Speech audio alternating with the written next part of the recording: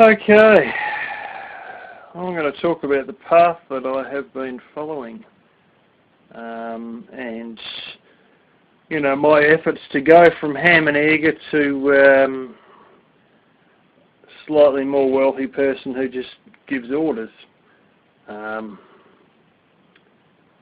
If you've read the book Rich Dad Poor Dad, I'll tell you what, it's a friggin' eye-opener, really speaking. There's a whole class of people generally referred to as the rich who aren't stuck in mediocrityville, and there's reasons for it. And most people sort of have got all these ideas, but quite frankly, most people don't have a fucking clue about the first thing it takes. You've got to understand there's three incomes. Ordinary income, income earned from labour / ham and egging. Portfolio income, which is a bit better tax-wise and whatnot, but that's money coming in from shares. And then passive income, where you never do nothing at all, but you don't do a great deal. Many times you'll have a machine doing it, or you have employees doing it, or in fact you may just have a house that you're renting out. If you don't live in a particular city, but you have a cleaner who cleans out a place that you're Airbnb-ing to the general populace, well, that's passive income right there. All you got to do is just bloop, bloop, bloop on your phone, accept reservations and shit, and then text your blooming cleaner and tell her dates and times and all this sort of stuff.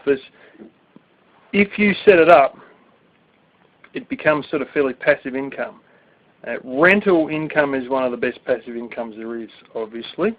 Being a landlord is fairly great.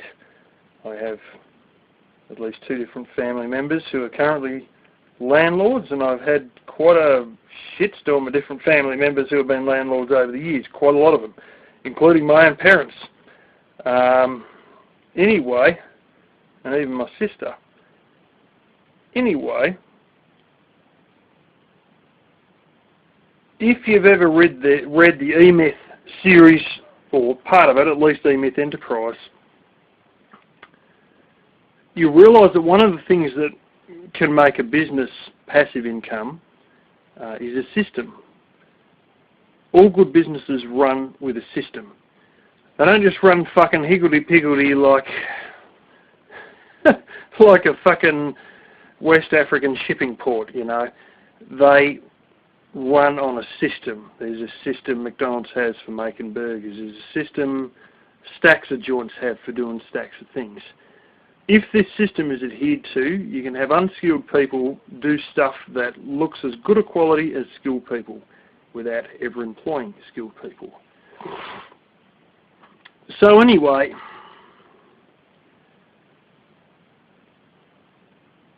shifting for a minute and talking about, there's one of the big things is importing stuff. You become an importer-exporter, you employ a few people who, load and unload shipping containers. You got a salesman who, gets shops interested in buying the stuff you bring in, and you do bugger all, and you make a lot of money, and, you're sort of adding to this made in China thing.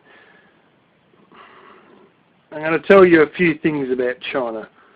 Number one, it's not as great as you all think. Now, if you've dealt with Italians, you'll know that some Italians and Greeks are a bit tight with the money. I've dealt with Vietnamese. A lot of Vietnamese I've dealt with have been, some of them been fine, but most of them been fucking arrogant. And I don't think I ever want to do business with Vietnamese, to be perfectly honest. Chinese, as you guys know, I've worked for 2 different Chinese millionaires in 2 different businesses. One thing I can tell you about Chinese is they're fucking tight with money, to the point they actually are self-sabotaging. I made a video on that once. How Chinese they're so tight with the cash that they actually shoot themselves in the foot You know, they buy cheap tools that burn out after 2 weeks, as opposed to spend 2 or 3 times the money and get a tool that lasts for 7 years. You know, they sort of miss the point sometimes. But things are shifting in China due to, I believe it's what's called the 2009 New Labour Act, or something along those lines. Long and short of it is, since 2009, employee wages in China have been going up 12% per year. People, I think the Chinese bubble is just about starting to fuck itself. You can watch the debt that these places are getting into, and I mean it's astronomical debt, that they're just going more debt, and the productivity is just cruising downhill continuously. And this is the thing, I think China's just about over. And what's happened is, at least in, well, the underwear industry, they only have 80% of the business they used to have. A few other things you got to realise with Chinese, because they're cheap. You can buy two, and I've heard of this, I've read of this in a book on a guy who used to work as a go-between between American companies and Chinese companies. They had all this product come in boxes. The boxes are shit. They're tearing apart. The bottoms are falling out. It was a $200,000 order. I ended up saying to the woman who ran the factory, how much did you save by getting this cheap shit cardboard versus the stuff we asked you to get? $200. Yeah, she wanted to squeeze an extra $200 out of this $200,000 order and piss off the customer. Their product substitution, as you know, is fucking notorious. But, you know, there's a few things that you find out in this country. And in this country, you know, the multinational company I work for, you know, as I said, runs out of 22 different countries. The intriguing thing is that a lot of the people I'm working with are not Australians. But they tell you stories about their home country. Tonga, Samoa. I'm working with a Sri Lankan, but I haven't asked him a great deal about Sri Lanka. But Sri Lanka's a bit further away from Australia. You know, and you start reading up Solomon Islands. Average yearly income $600 US a year. You know, I work with a Samoan guy who was still living in Samoa about 8 years ago or something. He stands there and he tells me it's $1.50 an hour for labour in Samoa, and I'm not talking fucking weaving baskets. I'm talking cutting coconuts down from fucking trees and, you know, doing some hard yakka. $1.50 an hour. I can tell you in 2008 the average Chinese wage was $2 an hour. I can tell you right now you can get Filipinos to work for you doing stuff on the internet, like sorting through emails, application emails or whatever, for 50 cents an hour. Now you may say, oh, this is all great, but you're going to crush the country, you know, with all this stuff. But the fact of the matter is, like, going back to fucking underwear, you know, your labour costs are 1/20th of what they otherwise would be. You know, and I've had a few ideas myself. There's a lot of things that, yeah, as you've seen in America, there's a lot of things that aren't made in Australia because it's not worth it, cost-wise. And there's some jobs that, as they used to say, even during the hard days of Obama, there's still some jobs that Americans wouldn't do. You got all these little Mexican teenage girls cleaning out motels and, you know, Mexicans picking fruit and all this sort of stuff, while you got some Americans go, oh, I've got no job. But, you know, the fact of the matter is that they're probably paying these Mexicans fucking peanuts anyway. You know, but it's, with Australia, we haven't done a Trump and said we want to put tariffs on everything. We did for a long time. Many of these things lasted till the mid-90s, until we opened the doors to globalism. It's there's a bit of paperwork involved in importing stuff. You need a customs broker. There's at least 4 documents you need to give this customs broker to work these things out, but it's not impossible. But there's some things, like if you want to be cost effective, if you want to have any hope of beating China, or you want things like underwear, for instance, to be any cost that's anywhere within 100 fucking miles of realistic, there's no way you can make it in this country. It's as simple as that, you know. And while everybody's all harping on China this, China that, they've lost their competitive advantage. They're on the downhill slide. Their debt's on the fucking uphill. Their productivity is just stalled. And the customers are starting to walk out the door. And, you know, because the way it is there politically, and they don't think you're going to go over to China, start your own factory, and you manage it. Oh, fuck no. You only get a Chinese subcontractor. You can't manage a fucking factory in China. You're not allowed to. It's not the way they've structured this fucking shitstorm. Like most things the Chinese do, they're structured to suit themselves. And at least when you go to Thailand, you can run your own factory. And we've got a number of free trade agreements with quite a few Asian countries, actually. And yeah, it's sort of interesting, but you know, I was thinking to myself, you know, these houses in some countries, yeah, it's a veritable shitstorm. The system they've got over there. You know, I was thinking I'll get a house and I'll Airbnb the thing out in maybe Samoa or Tonga or something like that. Yeah, well, when you can get a hotel for $23 a night, and I'm talking Australian, which is like $18 US a night, how the fuck can you compete with that? You can't. I'm spending $25,000 for, you know, a building. Sure, you can buy a fucking house there for 25 grand. I mean, it's, you know, prices are like that. If you're a bit further out, in Tonga, that sort of price I think is fairly normal. You can even get some for $13,000 and stuff like that. Well, it may be good. A lot of these places that everyone else stays at are very nice and they're very cheap. So,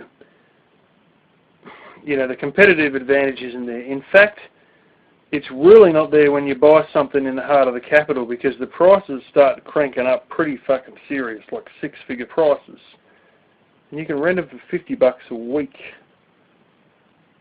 $2,600 a year you can rent a place in Apia, which is the capital of Samoa. So although I've had some of these ideas of Airbnb and that it might be a lot of fucking effort for no ability to compete with some of the other fairly nice hotels that are worth peanuts. And some of the locals and a lot of these joints, they're drowned in fucking, you look up Apia on Airbnb, you know, if you get Samoa and Apia, apparently it doesn't quite come up as easy as you might expect. But there's something like 122 joints in that place, or 109 or some fucking thing. They're trying to Airbnb out in this capital, and it's a tiny fucking capital. It's a small enough town, and yet so much of it is Airbnb. There's no real hope. You know, there's another place in the Solomon Islands, the second largest town. I'm thinking about that. We'll see. Maybe not, but I've hit on a particular thing that I knew years ago that was a thing that's fairly expensive and it takes a little bit to make. And, you know, a lot of people, they just sit there with this fucking stalled mentality. You know, they sort of, when you say to them, what can you do? All they say is, well, I've got no skill in this or I've got no skill in that. Blah, blah, that's, you know, or I'd have to do it all on my own and I'm working a 40-hour-a-week job and da-da-da, and I'm trying to make ends meet, fucking blah, blah, scarcity mentality, no real open thought process. They got this idea of absolute limited options. I mean, so many people think like that. So many people think like that. And this is the thing. There's one thing I recommend. Make use of the people around you. Now, I'm not saying use them up and spit them out like fucking Elvis. But what I'm saying is, when you start talking to people, you will be shocked at who knows who and the connections you can make to make fucking anything to come together, really speaking. And, like, I just look at, I've become quite friendly with the Samoan guy at work. I asked him, you've got nieces and all that over there when I was thinking about Airbnb and a house because I need a cleaner. Yeah, I've got nieces, yeah, and they can do with a job. I said to him the other day, I don't know about this Airbnb thing. Are your nieces any good at using a sewing machine? Oh, shit, yeah. Lo and behold, his wife's right into sewing, and I think his, sisters and nieces and all this are too, even the ones back in Samoa. Hook that to the fact that my sister done night school for clothing design. No shit. My sister also has 5 industrial sewing machines. And you look at Samoa and the Solomon Islands, the electricity is 30 times the cost of what it is here. So fucking what? I'm Mr. Off-Grid. I can set up an off-grid system. And having a look at these sewing machines, they range from, and this is only a few I've looked at, 100 watts through to like 60 watts. That's easy to run that shit off-grid. Fucking easy. Easy as anything. I could whack together a system that cost me fucking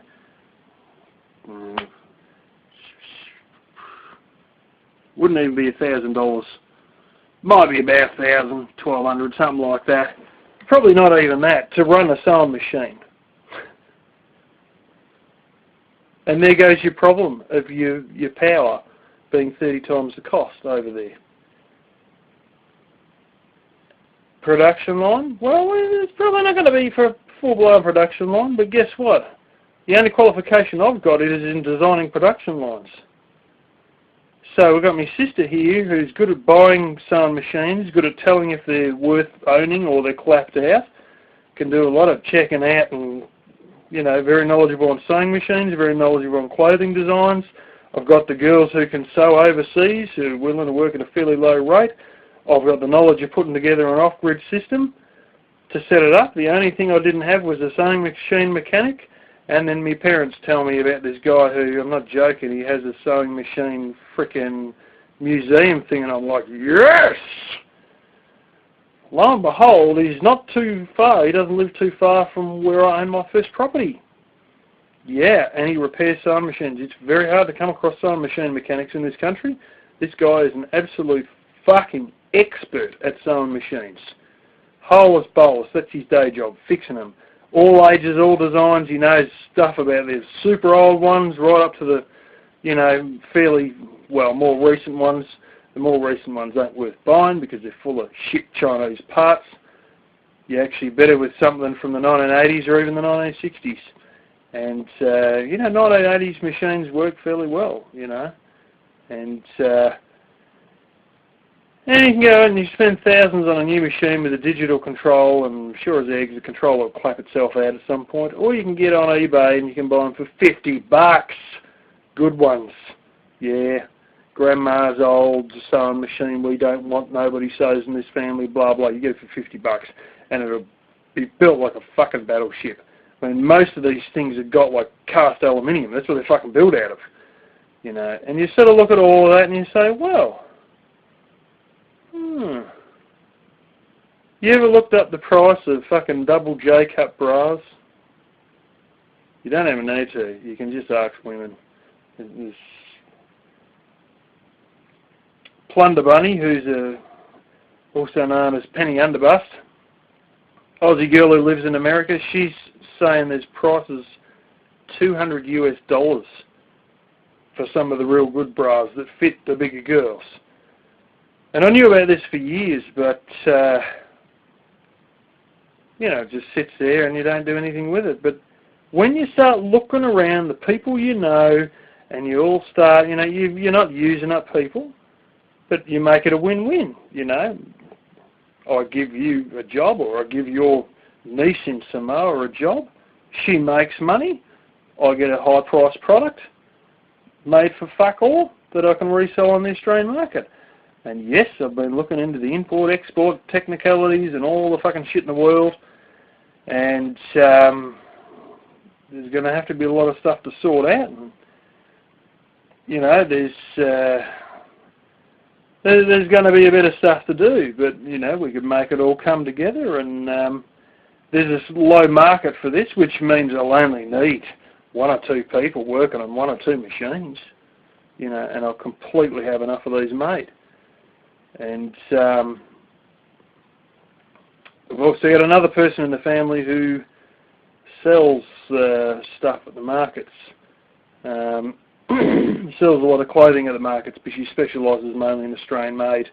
And my sister was sort of subcontracting for her, but that's the brother-in-law's sister who lives in Brisbane. And if anything comes in from the Solomon Islands, if I ever decide to make something there, guess where they fly to with the international freight? Brisbane. So this is the thing. If you just look around yourself and you say, there's nothing I can do, you'll never get fucking jack shit done with only you. But you look around at who you know, what they know, you can build a team that you can direct from your phone, via email, or by ringing them if need be. But you'll be able to do a huge amount of stuff straight off your phone via text message and email, even though you may be running out of fucking 3 different countries. It's not unrealistic. And this is the thing, you know, as a group, developing win-win situations for everyone, things can really fly. Yeah, I'll need a salesman. I might just set up an Etsy store for the time being, you know. Later on, if it gets going a bit bigger, I've got other plans, and I've been looking at there's a lot of shit involved, but there's ways and means that you can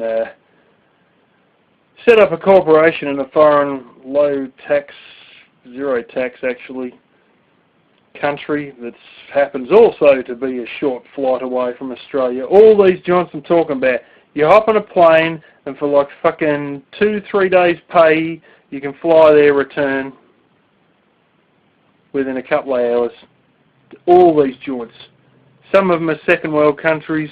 Solomon's, in all honesty, is a fucking third world country, you know, and there are people there who are wanting work, you know. This shit can leave fucking Honiara and be back in Australia within fucking hour and a half. You know, the freight costs, I used to be shit my fucking pants when I seen what the internal freight costs are. I can get something flown, 260 miles inside the Solomon Islands for a total cost of US $3 up to, like 76 pounds for $3 flown 260 miles. I mean, you couldn't fucking make this up. That's the freight costs. You know, a lot of these things, well, we mightn't have a nice free trade agreement. Well, we might be going to all these fandangle blooming, you know, everyone else is going to China. Well, they can all fucking go to China. But I find it a lot better that if, you know, I am friends with Uncle so-and-so in Australia, that they ain't gonna fucking diddle me because I'm mates with their uncle. You know what I'm saying? Versus some Chinese smart ass who wants to gouge you for all he can. Fuck off. And you know you'll get back bras or underwear or whatever, and the elastic will be fucking rubbish within 2 weeks. You know what it's like with Chinese shit. But this is the thing, you know, you work things correctly, you'd be surprised at what you can find on a frickin' laptop on the internet, and who you know, if you put your head together and you start digging around,